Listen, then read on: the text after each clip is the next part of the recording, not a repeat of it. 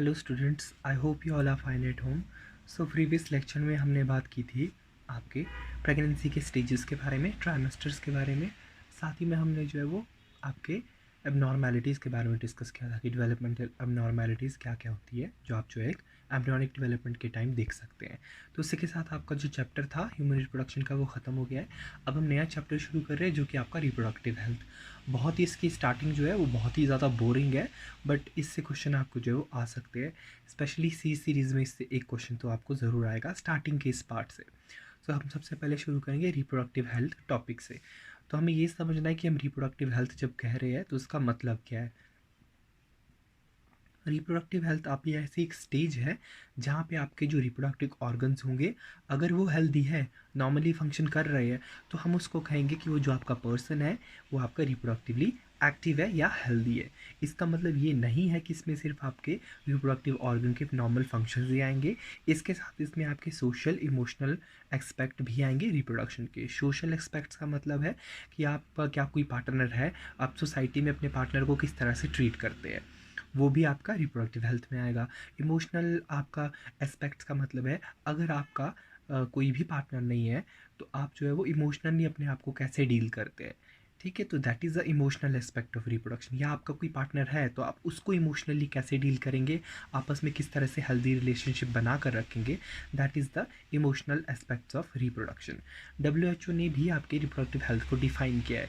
WHO का कहना है कि जो रिप्रोडक्टिव हेल्थ है वो टोटल वेल बींग है आपकी फिजिकल, इमोशनल, बिहेवियरल और सोशल एस्पेक्ट्स के रिप्रोडक्शन की। जिसका मतलब है अगर आप फिजिकली, इमोशनली, बिहेवियर के अकॉर्डिंगली और साथ में सोशली अगर आप जो है रिप्रोडक्टिवली हेल्दी है, आप जो है एक ऐसी स्टेट में है जहां आप कह सकते हैं कि आप रिप्रोडक्टिवली हेल्दी है, तो उस स्टेज को जो है वो रिप्रोडक्टिव हेल्थ कहेंगे या साउंड रिप्रोडक्टिव हेल्थ कहेंगे। ये WHO का मानना है।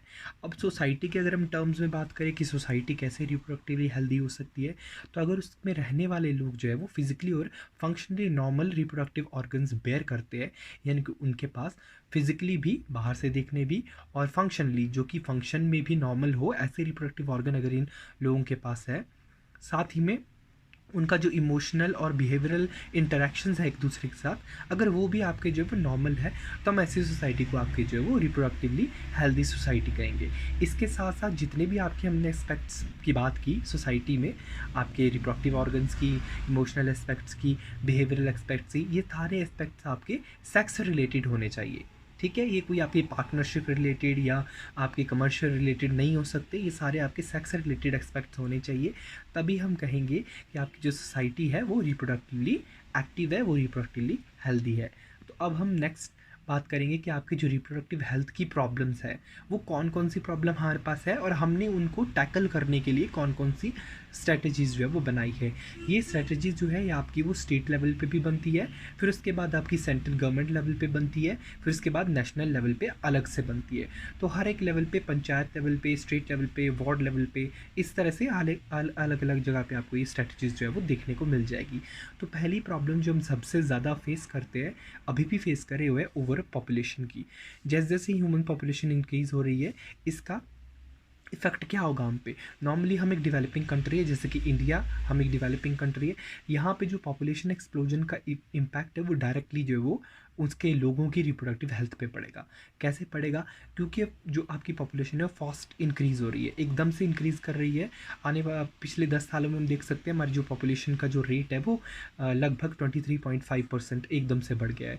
जो ह्यूमन पॉपुलेशन इतने फास्ट रेट से इंक्रीज़ हो रही है, इसका डायरेक्ट जो है आपका जो इम्पैक्ट होगा वो उसके यंग इंडिविजुअल्स पे पड़ेगा, क्योंकि जो पॉपुलेशन इंक्रीज़ होगी उसमें ज़्यादातर आपके नए लोग ही होंगे, यानी कि आपके यंगर इंडिविजुअल्स होंगे। ये जो इंडिविजुअल्स आपके होंगे ऑब्वियसली वो फ्यूचर पॉपुलेशन बनाने वाले आपकी, है ना, वही तो आपके फ्यूचर बनाएंगे।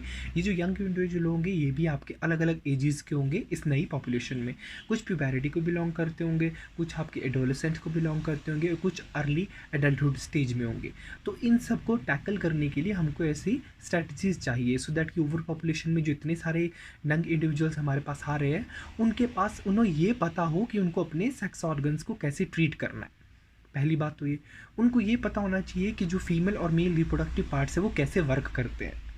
ठीक है, तीसरा उनको ये पता होना चाहिए कि क्या ऐसी स्ट्रेटजीज है हमारे पास जिसके थ्रू अगर गलती से या बाय मिस्टेक कोई किसी के बीच में सेक्सुअल एक्ट होता है और जो है वो फीमेल प्रेग्नेंट हो जाती है, तो उसको कैसे ट्रीट किया जाए, क्या कुछ ऐसे मेथड है जिससे हम इस चीज़ को रोक सकते हैं, जैसे कॉन्डम्स है या कुछ कॉन्ट्रासेप्टिव मेथड्स है। तो इन सब के लिए जो है वो हम, अगर पॉपुलेशन बहुत ज़्यादा होगी तो इन सब तक जो है ये सारी स्ट्रेटजी को पहुंचाने में हमें जो है वो बहुत टाइम लग जाएगा, और शायद पहुंचे भी ना, क्योंकि इंडिया के कुछ ऐसे हमारे जो है वो सेक्शंस भी है सोसाइटी के जो इतनी गरीब है जहाँ तक अभी लाइट नहीं पहुँची, तो वहाँ पे ये स्ट्रेटजीज कैसे पहुँच पाएगी। तो इसलिए ओवर पॉपुलेशन का डायरेक्ट रोल होगा। अब अभी रिसेंटली जो हमारे पास रिपोर्ट्स है वो ये सजेस्ट करती है कि आपका जो स्कूल में सेकेंडरी एजुकेशन होती है उसमें जो एनरोलमेंट है वो अभी भी बहुत ज़्यादा है आपकी गर्ल चाइल्ड्स का, यानी कि जो डेवलपिंग कंट्रीज़ है जैसे कि इंडिया, यहाँ पे जो आपके सेकेंडरी एजुकेशन में एनरोलमेंट होगा, एडमिशन्स होगी, वो गर्ल चाइल्ड की बहुत कम होगी एज़ कम्पेयर टू जब मेल चाइल्ड, क्योंकि लोग ये समझते हैं कि मेल जो है वो आपका जो है वो कल को पेरेंट्स को जो है वो सैलरी ला के देगा, उनके लिए एम्प्लॉयमेंट का इंतज़ाम करेगा, उनके जो है वो उनका सारा खर्चा उठाएगा। जबकि गर्ल्स को ये समझा जाता है कि वो फाइनली मैरिज करके किसी और घर चले जाएंगी, उनको पढ़ाने की ज़रूरत नहीं है। सो इसीलिए ये रिसेंट स्टडीज़ भी यही सजेस्ट कर रही है कि एलिमेंट्री एजुकेशन में जो है वो एनरोलमेंट बहुत कम है गर्ल चाइल्ड की as compared to the male child. Second जो हमारा सजेशन थी, जो हमारी रिपोर्ट्स ने हमें दी, वो ये दी कि प्रेगनेंसी के टाइम जो आपकी कॉम्प्लिकेशंस आती है या चाइल्ड बर्थ के टाइम जो कॉम्प्लिकेशंस आती है, इनकी वजह से अल्टीमेटली बहुत सारे अबॉर्शंस होते हैं। ये अबॉर्शंस जो होंगे वो हमने जो देखा है, ये नॉर्मली फीमेल इसमें डेथ रेट जो है वो बहुत ज़्यादा है, यानी कि 15 से लेके 19 साल की जो आपकी लड़कियाँ होंगी, अगर वो प्रेग्नेंट हो जाती है और उनमें जो है वो आपके कॉम्प्लिकेशंस आते हैं, चाइल्ड बर्थ होता है, तो अल्टीमेटली वहाँ पे अबॉर्शन और जो है मोर्टालिटी रेट यानी कि डेथ रेट उस वुमेन का जो है बहुत ज़्यादा होगा। और अगर ये वुमेन आपकी 15 से 19 ईयर की बिलोंग करती है तो यहाँ पे तो और भी ज़्यादा चांसेस बढ़ जाते हैं आपके डेथ रेट के, क्योंकि इस एज में आपका जो आपकी वुमेन होगी या जो आपकी गर्ल चाइल्ड होगा जो 15 से 19 ईयर्स का है, क्योंकि ये टीनेज है, तो यहाँ पे जो आपका बेबी जो आपका चाइल्ड होगा वो एडोलसेंट एज में होगा, एडोलसेंट एज और प्यूबरिटी में होगा। तो इस वक्त क्या होता है, जो आपको जो ज़्यादा नॉलेज नहीं होता रिप्रोडक्टिव ऑर्गन्स के बारे में, रिप्रोडक्टिव कैपेसिटीज़ के बारे में और प्रेगनेंसी के बारे में, और अगर ऐसे केस में वो प्रेग्नेंट हो जाती है तो उसमें क्या होगा, उसको नॉलेज नहीं होगा कि उसको किस तरह से ट्रीट करना है, अपने आप को किस तरह से उसको प्रेगनेंसी से डील करना है। तो कुछ गलतियों की वजह से जो है अबॉर्शंस भी हो सकते हैं, जिससे अल्टीमेटली आपका जो चाइल्ड है जो जो प्रेग्नेंट है वो भी आपका जो है वो उस भी एक्सपायर कर सकता है, उसकी भी डेथ हो सकती है। कुछ ऐसे इंसिडेंट्स हैं आपके इन्फेक्शन के जो कि आपकी सेक्सुअली ट्रांसमिटेड डिजीज़ होंगे। ये जो सेक्सुअली ट्रांसमिटेड डिजीज़ का इन्फेक्शन है, ये हमने देखा है कि यंग इंडिविजुअल्स में ये ज़्यादा देखने को मिलता है एज़ कम्पेयर टू जो ओल्डर इंडिविजुअल, खास करके 15 टू 24 ईयर्स ऑफ एज के आपके प्यूबरिटी वाले इंडिविजुअल्स में, यानी कि जो एडोलसेंट्स हैं आपके उनमें।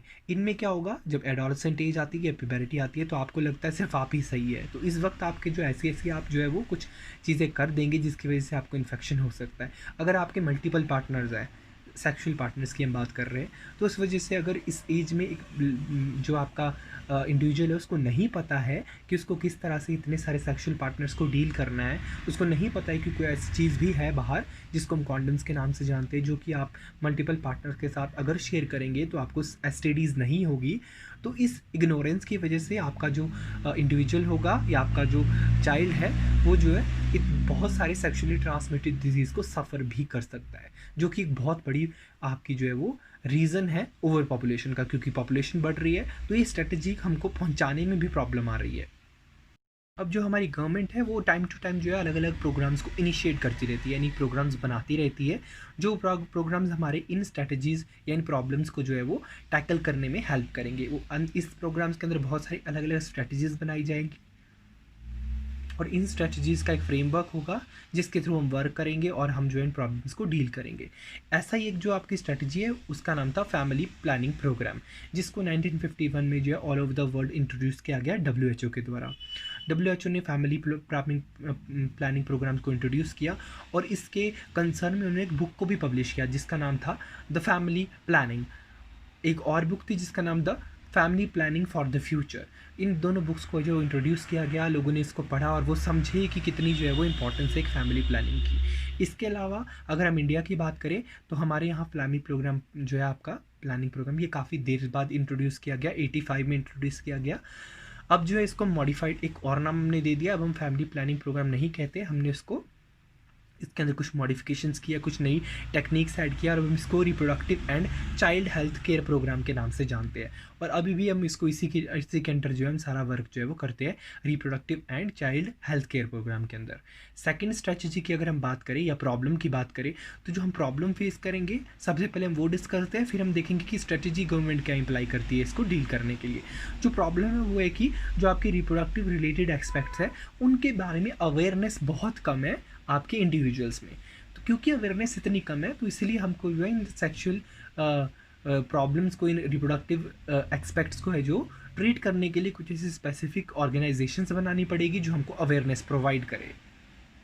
सो जो आपकी रिप्रोडक्टिव रिलेटेड एस्पेक्ट्स है इसकी अवेयरनेस के लिए हम जो प्रोग्राम को यूज़ करते हुए आपका RCH प्रोग्राम यानी कि reproductive and child health care programme. तो इसके अंदर जो है इस कैटेगरी के अंदर RCH प्रोग्राम के अंदर आपके दो मेन ऑब्जेक्टिव्स होंगे। जो RCH प्रोग्राम के अंदर काम करने वाले आपके वर्कर्स और इंडिविजुअल्स वो उसको जो है वो श्योर करेंगे कि ये जो आपके मेन ऑब्जेक्टिव या एम्स है वो कंप्लीट हो जाए। पहला एम तो ये है कि आपका जो अवेयरनेस क्रिएट करना इंडिविजुअल्स के प्रति यानी कि लोगों के प्रति, उनको ये पता लगे कि आपको रिप्रोडक्टिव रिलेटेड एस्पेक्ट्स क्या क्या है, यानी कि कौन सा ऐसी एज है जब आपके रिप्रोडक्टिव ऑर्गन्स आपके एक्टिव हो जाएंगे, वो मैच्योर हो जाएंगे, आप रिप्रोडक्टिवली एक्टिव हो जाएंगे। इसके साथ साथ ये भी अवेयरनेस क्रिएट करना कि आपके जो रिप्रोडक्टिव ऑर्गन्स हैं उनको किस तरह से ट्रीट करना चाहिए, कैसे उनको जो आप हेल्दी रख सकते हैं, किस तरह से उनको जो आप रेगुलर ट्रीटमेंट कर सकते हैं, रेगुलर चेकअप के लिए जो आप एक फिजिशियन के पास जा सकते हैं। इनके तरह आप कोई प्रॉब्लम होती भी है तो आप RCH वर्कर्स होते हैं उनके पास भी जा सकते हैं, या फिर आप जो है नॉर्मल फिजिशियन जो आपके होते हैं उनके पास भी जाके अपने रिप्रोडक्टिव रिलेटेड एस्पेक्ट्स के बारे में बात कर सकते हैं। इसके अलावा इसका दूसरा जो एम है या ऑब्जेक्टिव है वो ये है कि फैसिलिटीज़ प्रोवाइड करेगा RCH प्रोग्राम, सो दैट कि आपका जो रिप्रोडक्टिव हेल्थ है सोसाइटी की वो बिल्डअप हो सके, जिसका क्लियरली मतलब है ये किस फॉर्म में सपोर्ट प्रोवाइड करेगा या फैसिलिटी प्रोवाइड करेगा, हमको यहाँ पर ये समझने की ज़रूरत है। सपोर्ट ये प्रोवाइड करेगा RCH प्रोग्राम के अंदर हमने हेल्थ केयर जो आपकी डिस्पेंसरीज बनाई होती है हर एक विलेज में, हर एक जो है डिस्ट्रिक्ट लेवल पे, इन डिस्पेंसरी में जाके आप अपनी प्रॉब्लम के बारे में डिस्कस कर सकते हैं और आप वहाँ से जो सपोर्ट ले सकते हैं। सपोर्ट होगा आपका मेडिसिन फॉर्म में या फिर काउंसलिंग की फॉर्म में, वो आपको काउंसिल करेंगे कि आपको जो है वो कौन सी प्रॉब्लम आ रही है और उसका साइकाट्रिकली कैसे ट्रीट किया जा सकता है उस प्रॉब्लम को, या फिर अगर प्रॉब्लम मेडिकल है, ऑर्गेनिक है, तो उसको अब मेडिकेशंस के थ्रू कैसे ट्रीट किया जा सकता है। तो इस तरह से आपका सपोर्ट और फैसिलिटी प्रोवाइड करवा दी जाएगी RCH प्रोग्राम के अंदर। इसके अलावा बहुत सारी ऐसी गवर्नमेंट और नॉन गवर्नमेंट इंस्टीट्यूट भी है, यानी कि NGOs भी आपके, जो कि आपकी अवेयरनेस क्रिएट करने में हेल्प करेंगे। ये सारे NGO और गवर्नमेंट इंस्टीट्यूट जितने भी आपके हैं वो सारे आपकी अवेयरनेस क्रिएट करेंगे आपके रिप्रोडक्शन रिलेटेड एस्पेक्ट्स के बारे में। किसके थ्रू? ऑडियो और विजुअल एड्स के थ्रू, यानी कि आपको जो है वो रेडियो के थ्रू भी बताया जाएगा किस तरह से आपको जो है वो हेल्दी रहना है रिप्रोडक्टिवली, साथ में जो है आपको वीडियो लेक्चर्स के थ्रू या वीडियो एड्स के थ्रू भी बताया जाएगा, कॉन्फ्रेंसेस के थ्रू छोटे छोटे प्रोग्राम्स कंडक्ट किए जाएंगे, उसके थ्रू बताया जाएगा किस तरह से आपका जो है वो रिप्रोडक्टिवली हेल्दी रहा जा सकता है। साथ में अब तो प्रिंट मीडिया हमारे पास है, यानी कि न्यूज़पेपर है, मैगजीन्स है, तो उनके ज़रिए भी जो है हम रिप्रोडक्टिव हेल्थ दी सोसाइटी को जो है वो बना सकते हैं, उसको जो है फॉर्म अच्छे से कर सकते हैं। नेक्स्ट प्रॉब्लम जो हमारे पास है वो है सेक्स एजुकेशन की, जो अभी 20वीं सेंचुरी में सबसे ज़्यादा बड़ी प्रॉब्लम है हमारे पास, वो है सेक्स एजुकेशन की। जैसे कि आप सबको पता है कि हमारा कोई भी ऐसा स्टैंडर्ड नहीं है अभी तक जहाँ पे सेक्स एजुकेशन के बारे में बात की जाती है। तो इसी वजह से, क्योंकि सेक्स एजुकेशन की अवेयरनेस नहीं है, तो लैक की वजह से क्या होगा, आपकी जो ऐसी सोसाइटी बनेगी जिसको सेक्स एजुकेशन के बारे में कुछ भी नहीं पता होगा, तो ऑब्वियसली वो जो है अनहेल्दी रिप्रोडक्टिव सोसाइटी होगी। तो हमको सेक्स एजुकेशन को स्कूल लेवल पे इंट्रोड्यूस करना पड़ेगा। स्कूल लेवल पे जो है ये आपका राइट टू इन्फॉर्मेशन प्रोवाइड करेगा, जिसका मतलब है आपके जो यंग माइंड्स है, जो आपके यंग इंडिविजुअल है, वो ये पता कर सकते हैं कि रिप्रोडक्टिव ऑर्गन्स कैसे काम करते हैं, एसेसरी सेक्स ऑर्गन्स क्या है, सेक्सुअल कैरेक्टर्स क्या है, और इवन सेक्सुअल ओरिएंटेशन क्या है, यानी कि आपका जो सेक्सुअल ओरिएंटेशन, आप मेल जो है वो क्या मेल को पसंद करता है, वो फीमेल है क्या फीमेल को पसंद करती है, यानी कि LGBT कम्युनिटी के बारे में हम यहाँ पे बात कर रहे हैं। तो वो सब जो सेक्स एजुकेशन के अंडर प्रोवाइड किया जाएगा। एडोलेसेंट एज के बारे में कि आपके बॉडी के अंदर क्या क्या चेंजेस आएंगे, मेंस्ट्रुअल साइकिल कैसे होगा, कौन कौन से चेंजेस आएंगे, ब्रेस्ट कैसे एनलार्ज होंगे, मेल्स में क्या चेंजेस आएंगे, वो सब चेंजेस के बारे में आपको सेक्स एजुकेशन के अंदर बताया जाएगा। ये आपको स्पेसिफिकली इसमें जो है सेक्सुअल ओरिएंटेशन की अगर हम बात करें तो ये इसीलिए बताया जाता है सो दैट कि आप जो है वो अवेयर रहे, कि आपको जो है वो सेंसिटिव रहे, कि आपको जो है वो एलजीबीटी कम्युनिटी के लोगों की तरफ भी है वो आपको जो है वो नॉर्मल रहना है, आपको कोई ऐसा जो है वो अनएथिकल बिहेवियर नहीं करना है, क्योंकि आपको याद रखना है कि वो भी सेम सेक्सुअल स्पेक्ट्रम से ही आ रहे हैं, कोई भी उनमें ऐसा डिफरेंस नहीं है, जो आप है वही वो है। तो ये भी एक सेक्स एजुकेशन का मेन इंपॉर्टेंट रोल है, जो कि अमेरिका और लंदन जैसे आपकी सिटीज़ में, साथ में यूरोप जैसे कॉन्टिनेंट में तो अप्लाई कर भी दिया गया है, बट इंडिया में अभी तक सेक्स एजुकेशन को अप्लाई नहीं किया गया है। आपको ज़्यादा से ज़्यादा +1 में जो है वो या तो बायो में थोड़ा सा होता है, या फिर आपको जो है वो फिजिकल एजुकेशन के एक चैप्टर में जो एडोलेसेंट के बारे में बताया जाता है, उसके अलावा सेक्स एजुकेशन के बारे में कोई नॉलेज नहीं दिया जाता। जब आपको सेक्स एजुकेशन के बारे में बताया जाएगा तो ये आपको इन्फॉर्मेशन प्रोवाइड करेगा कि आपको किस तरह से सेफ़ और हाइजीनिक जो है सेक्शुअल प्रैक्टिसेस को कंडक्ट कर सकते हैं। आप किस तरह से, अगर आपका कोई सेक्शुअल पार्टनर है भी, तो आप किस तरह से उसके साथ जो है सेक्शुअल सेफ प्रैक्टिस कर सकते हैं, कॉन्डम के थ्रू या किसी ऐसे आपके कॉन्ट्रासेप्टिव के थ्रू जो है किसी भी टाइप का हार्म आपको या आपके पार्टनर को ना होने दे। तो इसकी वजह से क्या होगा, आपका जो यंग इंडिविजुअल्स होंगे उनकी मिसकंसेप्शंस भी दूर हो जाएगी। जैसे कि लोग समझते हैं कि आपका जो है वो किसिंग से HIV जो स्प्रेड होता है, जो कि कम्प्लीटली एक मिसकंसेप्शन है या मिथ है, क्योंकि किसिंग से जो आपका HIV वायरस है वो स्प्रेड नहीं हो सकता। वो बॉडी के इंटरनल सिक्रीशन ब्लड के अंदर होता है, या जो है वो आपका म्यूकस के अंदर होगा, म्यूकस मेम्ब्रेन के अंदर, तो वो सलाइवा के थ्रू स्प्रेड नहीं होता। तो ये सब चीज़ें आपको सेक्स एजुकेशन में जो वो बताई जाती है। नेक्स्ट जो हमारे पास प्रॉब्लम है वो है आपके बर्थ कंट्रोल मेथड्स का और चाइल्ड केयर का नॉलेज। अगर किसी के पास बर्थ कंट्रोल मेथड्स का या चाइल्ड केयर का नॉलेज नहीं है तो वो सेवरली सफ़र करेगा। जैसे कि आपको जो है वो RCH प्रोग्राम के अंदर ही हम इसको वर्क करते हैं, या वुमेन एम्पावरमेंट प्रोग्राम के अंदर यहाँ पे जो है आपका वो बर्थ कंट्रोल मेथड्स के बारे में इंफॉर्मेशन प्रोवाइड की जाती है, यानी कि आप किस तरह से कॉन्डम्स, फीमेल और मेल कॉन्डम्स को यूज़ कर सकते हैं, कॉपर टी को आप जो है वो कॉपर कप को यूज़ कर सकते हैं, किस तरह से सहेली पिल्स के बारे में बताया जाता है। अगर आप प्रेग्नेंट हो जाते हैं तो 72 आवर्स के अंदर किस तरह से आपको पिल लेनी है और आप जो है वो अबॉर्ट कर सकते हैं अपने चाइल्ड को। तो ये सब जो है आपको वो बर्थ कंट्रोल मेथड्स के अंदर बताया जाता है। ये आपको जो है स्पेसिफिकली छोटे छोटे सेमिनार्स कंडक्ट किए जाते हैं आपके पंचायत लेवल पे या डिस्ट्रिक्ट लेवल पे। वहाँ पे आपको जो हेल्थ केयर वर्कर्स होंगी वो जो है आपको इसके बारे में नॉलेज देगी आपके बर्थ कंट्रोल मेथड्स के बारे में। अगर हम प्रेग्नेंट वुमेन की बात करें तो वहाँ पे पोस्ट नेटल केयर, यानी कि बेबी के बर्थ के बाद किस तरह से मदर को अपनी केयर करनी है और बेबी की केयर करनी है, उसके बारे में जो है वो बहुत सारी इंपॉर्टेंट चीज़ें जो है बताई जाती है। ब्रेस्ट फीडिंग की इंपॉर्टेंस भी बताई जाती है, क्योंकि ब्रेस्ट फीडिंग यानी कि उसमें जो है आपका मिल्क होगा, उसमें बहुत सारे एंटीबॉडीज़ और इन्फेक्शन को फाइट करने के सब्सटेंसेज होंगे। सो उस ब्रेस्ट केयरिंग फीडिंग का जो है इंपॉर्टेंस भी हमको जो है वो इसी आपके प्रोग्राम के अंदर बताई जाएगी। इसके अलावा आपको सेक्स इक्वालिटी का मतलब भी समझाया जाएगा, यानी कि किस तरह से दोनों सेक्स इक्वल है, मेल भी इक्वल है, फीमेल भी इक्वल है। अगर किसी को फीमेल चाइल्ड है तो आप उसको अबॉर्ट नहीं करेंगे, उसको फीटिसाइड नहीं करेंगे, क्योंकि आपको पता है हरियाणा जैसे इंडिया के जो स्टेट्स हैं वहाँ पे बहुत ज़्यादा फीमेल फीटिसाइड चलता है। वो इसी वजह से जो फीमेल फीटस को जो है वो क्या कर देंगे, ड्रॉप कर देंगे, क्योंकि वो एक फीमेल सेक्स ही होगी। उनको लगता है कि ये आपको जो है वो कल को फ्यूचर में कोई भी एक्सपेंडिचर प्रोवाइड नहीं करेगी, आपको लग्जरी प्रोवाइड नहीं करेगी, और उल्टा आपको इस पर खर्चा करना पड़ेगा, आपके लिए लाइबिलिटी बन जाएगी। तो इसलिए फीमेल चाइल्ड को जो है वो ड्रॉप कर देते हैं, यानी कि उसको है जो आपके वोम में ही मार देते हैं। तो इस इक्वालिटी को बनाए रखने के लिए आपका जो RCH प्रोग्राम है उसके अंडर जो है वो सेक्स इक्वालिटी के बारे में भी बताया जाता है।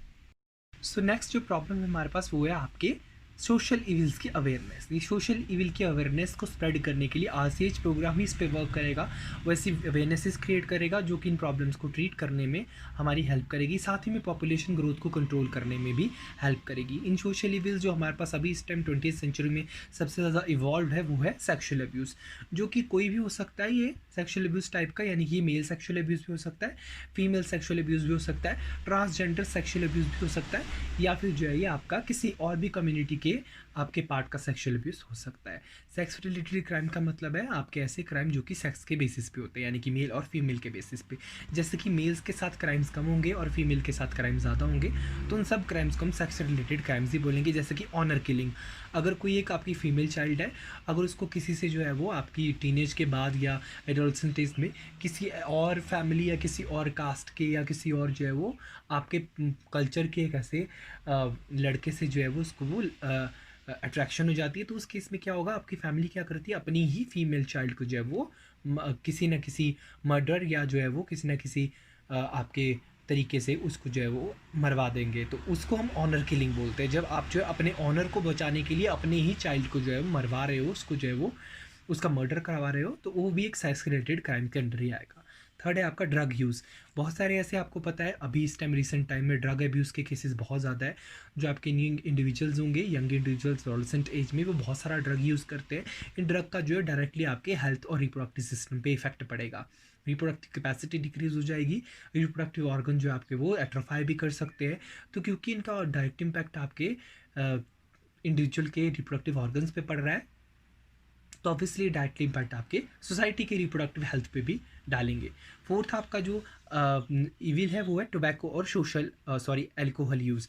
आपको पता है टोबैको या जितने भी टाइप के आपके जो है वो इनहेलिव आपके सब्सटेंसेस है, जैसे कि टोबैको हो गया, एरोमेटिक सब्सटेंसेस हो गए, या आप जो है लिक्विड जैसे कि अल्कोहल ड्रग आपके जो है वो अल्कोहल है, विस्की है, रम है, and all these things, these are causing a lot of trouble to the individuals, specially the young individuals, because when at some space of their time they will become addicted, और अगर वो addicted हो गए तो उनको जो है वो इस एडिक्शन से बाहर निकालना बहुत ही ज़्यादा मुश्किल हो जाएगा। उसके लिए हम क्या करेंगे, रिहैबिलिटेशन सेंटर्स में भेजेंगे उनको, जहाँ रिहैबिलिटेशन सेंटर्स में पूरा आपका 3 to 5 मंथ्स का आपका रिहैबिलिटेशन कोर्स होता है जिसको उनको फॉलो करना पड़ेगा। उसके बाद जो वो रिहैबिलिटेट हो जाएंगे तभी उनको जो है रिहैबिलिटेशन सेंटर से जो है वो फ्री किया जाता है। तो इन प्रॉब्लम्स को इस तरह से हम डील कर सकते हैं। बहुत सारे ऐसे मेडिकल असिस्टेंस भी है जो कि इस आपके आरसीएच प्रोग्राम के अंदर प्रोवाइड की जाती है, जैसे कि प्रेगनेंसी के दौरान की आपकी असिस्टेंस, डिलीवरी के दौरान की असिस्टेंट, एससीडी अगर किसी को हो गई है तो उसके साथ कैसी असिस्टेंट यानी कि दवाइयाँ उसको प्रोवाइड करना, उसको साइकेट्रिक हेल्प प्रोवाइड करना, वो भी प्रोवाइड की जाएगी। अबॉर्शंस के टाइम आपको जो है वो मेंटल हेल्थ को किस तरह से आपको रखना है वो भी एक वुमेन को बताया जाएगा। कॉन्ट्रासेप्शन पिल्स के बारे में बताया जाता है, जो कि आपके कॉन्डम्स और कॉन्ट्रासेप्टिव पिल्स आती है, वो आपको जो है अब जो है वो स्कूल लेवल पे जो है वो दी जाती है। जब आप जो है +1 +2 में जाते हैं तो स्कूल लेवल पे कॉन्ट्रासेप्टिव पिल्स और आपके कॉन्डम्स को जो है वो डिस्ट्रीब्यूट किया जाता है government school level. Private schools में तो नहीं किया जाता।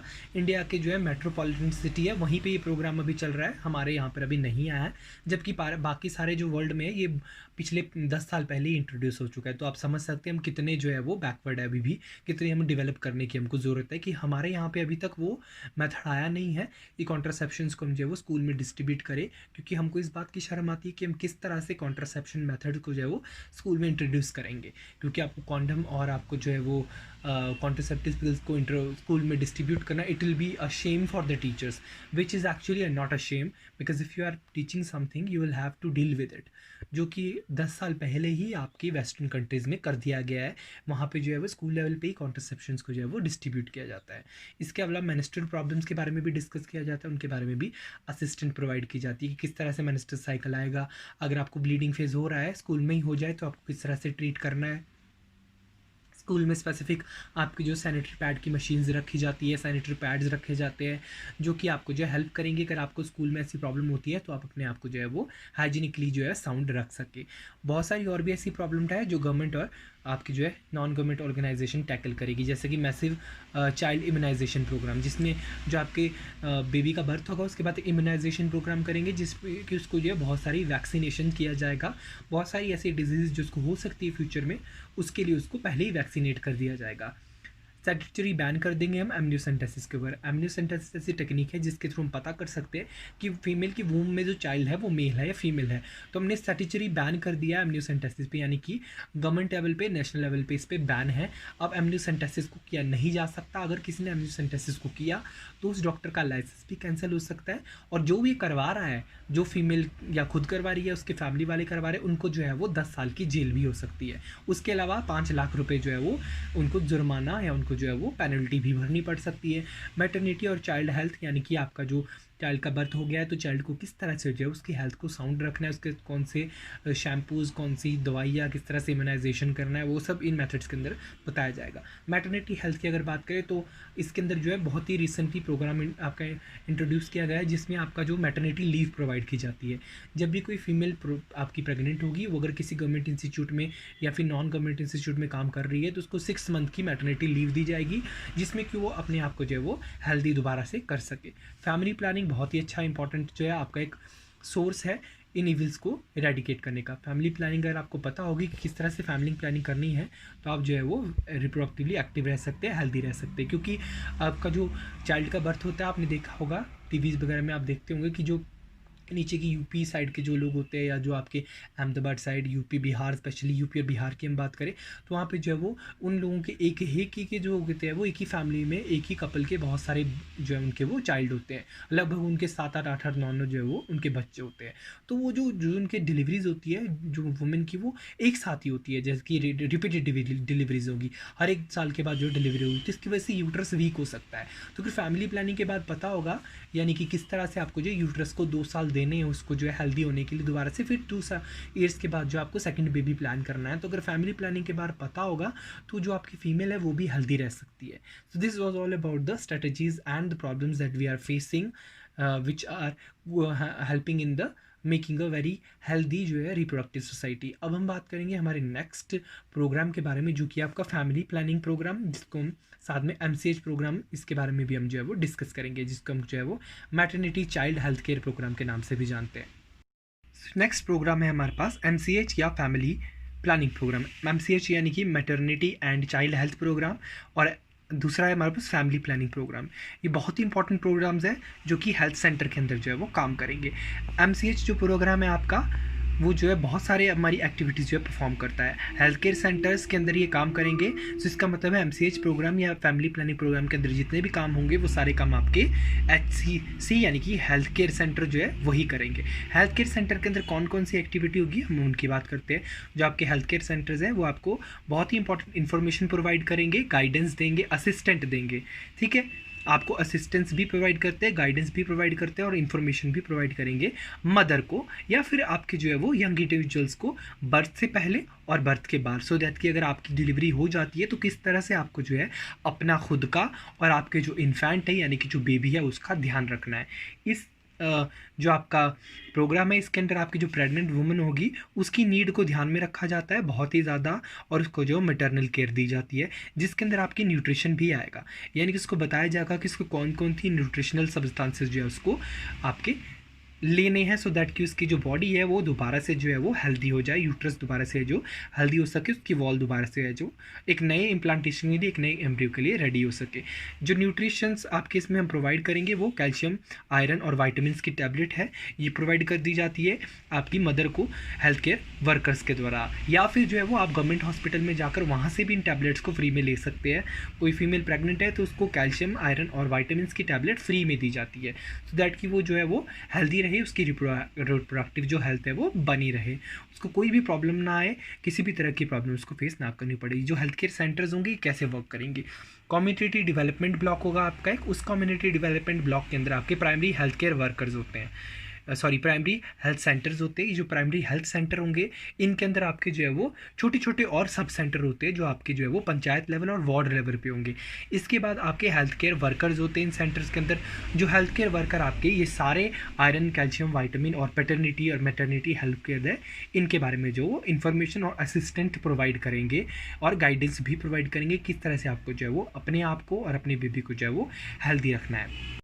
इसके अलावा जो आपका maternity and child health care programme होगा उसका एम ये भी है कि वो इन्फॉर्मेशन प्रोवाइड करेगा आपके ऐसे सब्सटेंसेस को अवॉइड करने की जो कि आपका जो है वो टेराटोजेनिक इफेक्ट्स कॉज कर सकते हैं आपके फीटस में, जैसे कि अल्कोहल कर सकता है, ड्रग्स कर सकते हैं, टोबैको कर सकता है, या कोई भी ऐसा सब्सटेंसेस इंक्लूडिंग द ड्रग्स यानी कि मेडिकेशंस जो कि आपके टेराटोजेनिक इफेक्ट्स यानी कि एबनॉर्मैलिटीज़ प्रोड्यूस कर सकते हैं आपके फीटस में। तो इनका जो नॉलेज है, इन्फॉर्मेशन है, वो भी आपका MCH प्रोग्राम के अंदर ही प्रोवाइड किया जाएगा।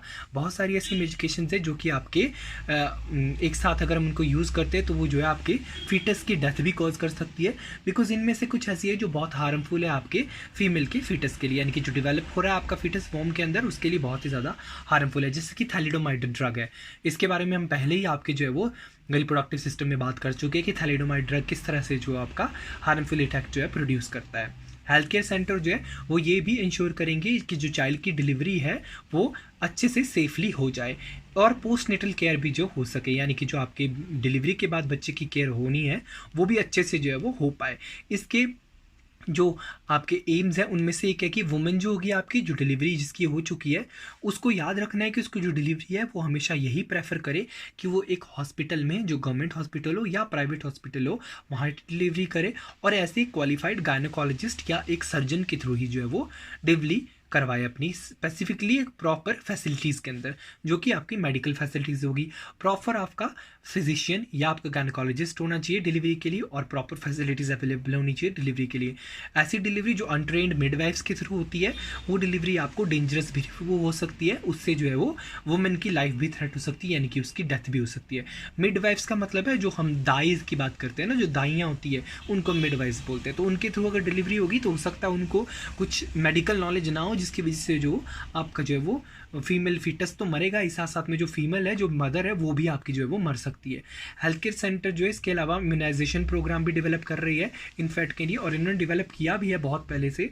इन इम्यूनाइजेशन प्रोग्राम के अंदर जो है वो आपको वैक्सीन्स दी जाती है आपके चाइल्ड के बर्थ होने के बाद ही उसके 2 मंथ्स के बाद जो है वैक्सीनेशन प्रोग्राम जो है वो शुरू कर दिया जाता है। इसके अलावा बहुत सारी ऐसी डिजीज़ है जो कि जैसे कि एनीमिया, इनकी खून की कमी और वाइटामिन की डेफिशिएंसी, इनका प्रोफाइलेक्सिस भी किया जाएगा, यानी कि इनको पहले ही जांच लिया जाएगा कि ये डिजीज़ कहीं ऐसी जो है तो नहीं जो आपके बच्चे में डेवलप हो सकती है, इनकी खून की कमी या वाइटामिन की डेफिशिएंसी नहीं है बच्चे में।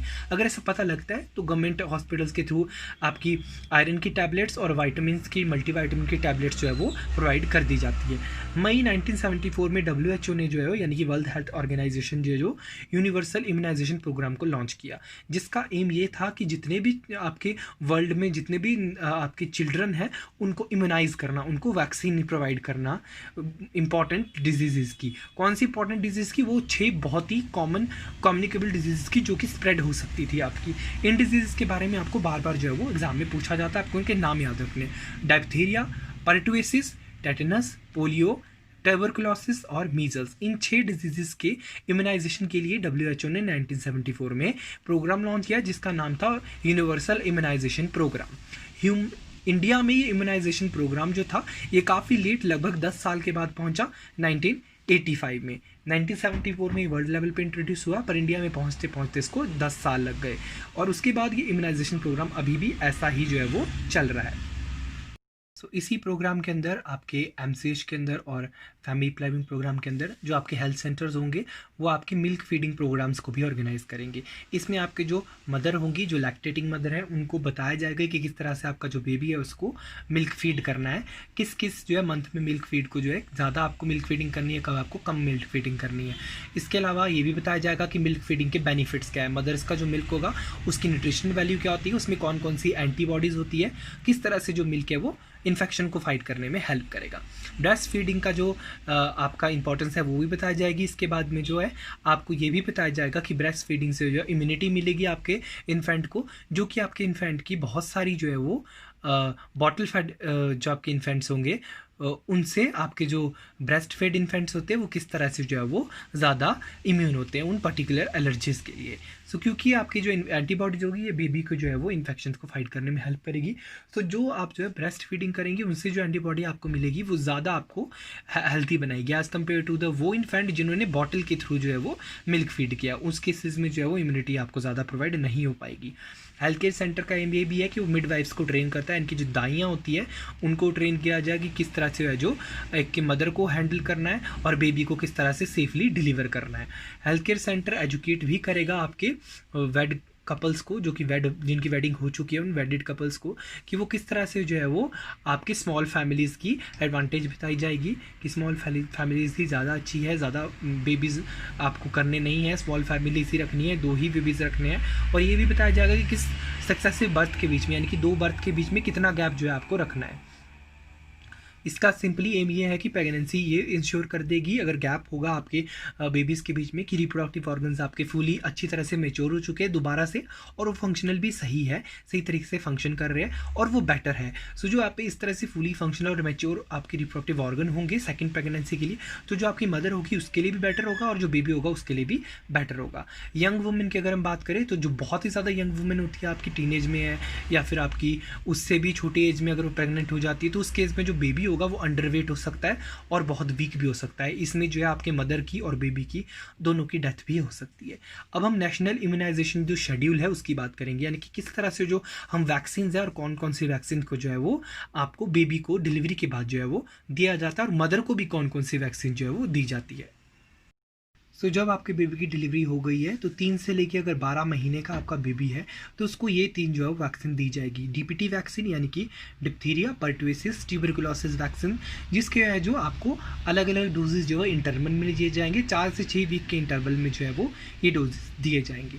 पोलियो वैक्सीन ओरल वैक्सीन है, इसको ड्रॉप्स की फॉर्म में दिया जाता है और इसको हम सैबिन के नाम से जानते हैं। 3 डोज दिए जाएंगे 4 से 6 वीक के इंटरवल के बीच में। बीसीजी वैक्सीन, जिसको हम बैसिलस कैलामिस्ट क्यूरीन बोलते हैं, इस वैक्सीन को इंट्राडर्मली दिया जाता है, यानी कि इसको इंजेक्शन की फॉर्म में स्किन के नीचे जो है वो इंजेक्ट किया जाएगा। अब आपका बेबी 9 से लेके 15 अगर मंथ्स का है तो उसको एक ही वैक्सीन जाएगी जो कि मीजल वैक्सीन है, जिसका एक ही सिंगल डोज जो है वो आपको दिया जाएगा 9 से 15 मंथ्स के बीच में। अगर आपका बेबी 18 से 24 मंथ्स का हो चुका है तो इस पीरियड में आपको जो है 2 वैक्सीन दी जाएगी बेबी को। डीपीटी की वैक्सीन फिर से दी जाती है जो कि बूस्टर डोज होता है। बूस्टर डोज का मतलब है जो पहले वैक्सीन दी गई है अब उसका असर खत्म हो रहा है, तो इस बूस्टर डोज दिया जाएगा जिसकी क्वांटिटी ज़्यादा होगी। ये बूस्टर डोज उस बेबी के अंदर जो है वो सफिशिएंट अमाउंट में एंटीबॉडी प्रोड्यूस कर देगा जो उसके अंदर हमेशा के लिए लाइफ लॉन्ग रहेगी। तो इसको हम बूस्टर डोज बोलते हैं, जो आपको अंदर के इम्यून सिस्टम को एकदम से बूस्ट कर देता है टू इन्फेक्ट द पैथोजेंस। तो इसका एक ही बूस्टर डोज दिया जाएगा। सेकंड जो है पोलियो वायरस की आपकी वैक्सीन दी जाएगी जो कि ओरल होगी, यानी कि वो भी सैबिन ही होगी। इसका भी एक बूस्टर डोज दिया जाएगा आपके 18 से 24 महीनों के बीच में। तो अगर आपका जो बेबी है वो 5 से 6 ईयर का जो है वो चाइल्ड हो चुका है तो इसमें 2 वैक्सीन दी जाएगी।